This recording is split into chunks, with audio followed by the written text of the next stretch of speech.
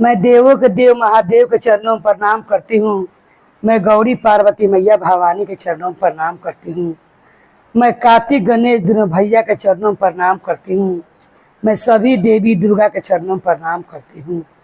जितने गुरु भाई बहन लोग उनको मैं प्रणाम करती हूँ और महादेव से ही दया मांगती हूँ कि हे महादेव, आप सब पर दया कीजिए, आप पल पल दया कीजिए। हे महादेव, गुरु भाई बहन लोग, आज आप लोग मैं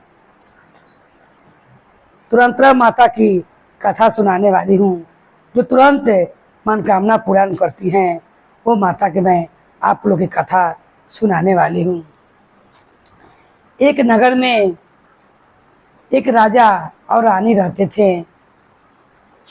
रानी का एक पुत्र था, जो राजा और रानी का उन्हें प्राण बसता था। राजा रानी हर समय उस राजकुमार का ध्यान रखते थे। एक दिन रानी अपने महल में सो जाती है और राजकुमार भी संग में सोए रहते हैं।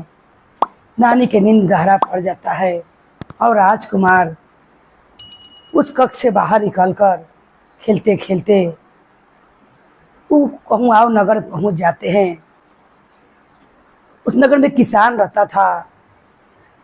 वो किसान देखता है किसका बच्चा आया हुआ है, क्योंकि वो छोटा था।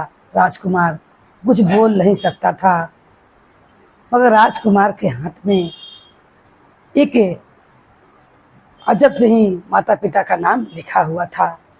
अब वो किसान सोचने लगता है कि किनका पुत्र है, किनका ना। ये बोल भी नहीं सकता है, न अपना घर का पता बता सकता है। मैं कहाँ इनको पहुँचाऊँ और मैं क्या करूँ, ये किसान सोचकर अपने घर उन्हें रखता है। और वो कोई से पूछते हैं कि बालक को कोई चिंता है, मगर कोई भी नहीं बताता था कि बालक को मैं चिंता हूँ, क्योंकि वो महल में बहुत सुरक्षा के साथ महल के अंदर रहते थे। वो छोटा अभी थे। उनकी माँ रानी साहब अपने आँख से तनी बूझल नहीं हो रही थी। इस कारण अभी बाहर के प्रजा लोग अभी नहीं उतना जानते थे, न पहचानते थे। राजा अपने पुत्र को खोजने के लिए सैनिक भेजते हैं, मगर कुछ मालूम नहीं चलता है। और इसे किसान की पत्नी बहुत लाड प्यार से उस बच्चे को अपने पास रखती है। एक दिन रानी साहब क्या करती हैं कि अपने पुत्र को खोजने के लिए निकलती हैं। माँ का ममता उनसे रहा नहीं जाता है।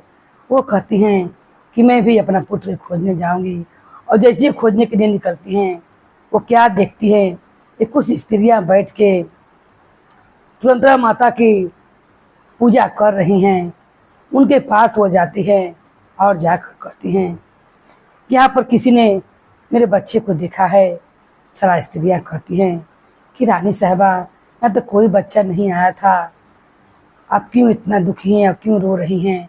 तब रानी कहती हैं, एक ही पुत्र था, वो भी पुत्र कक्ष से कहीं कहाँ चला गया। मैं सो रही थी और उतने में वो कक्ष से निकल कर बाहर कहीं कहाँ चला गया।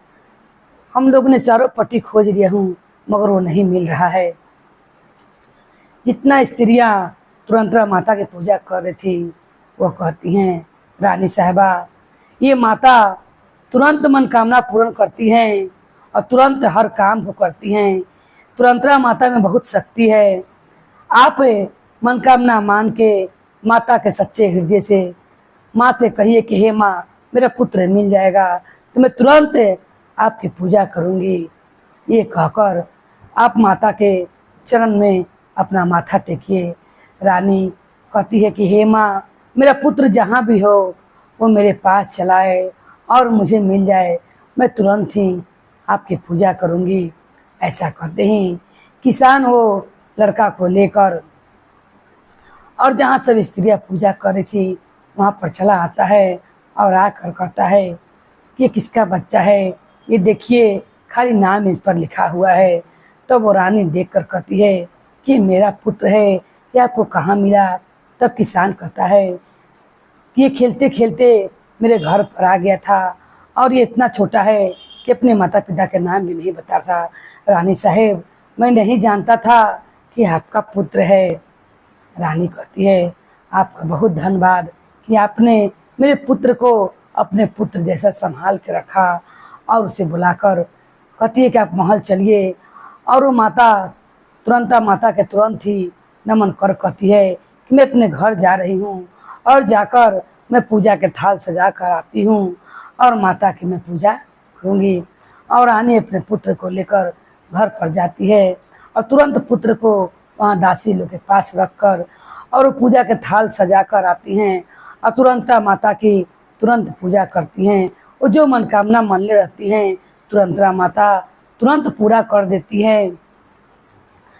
अब रानी वहाँ पर एक सुंदर सा खूब मंदिर बनवाती हैं, खूब बड़ा मंदिर।